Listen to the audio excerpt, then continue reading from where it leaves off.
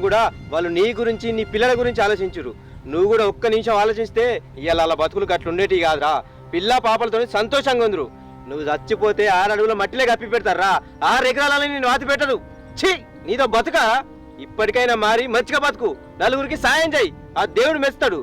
లేకపోతే వాళ్ళు ఏడుపు తలిగి పురుగుల పడి చస్తావురా. నీ బతుకు ఏడా.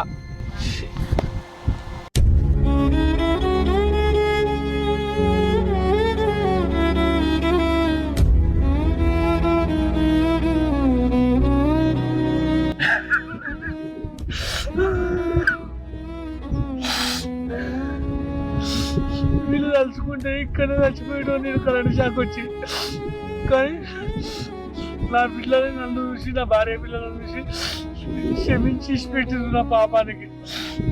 ఇంత పాపం చేసినా వీళ్ళ కోసం ఏదో ఒకటి చేయాలి, నేను ఏదో ఒకటి చేయాలి.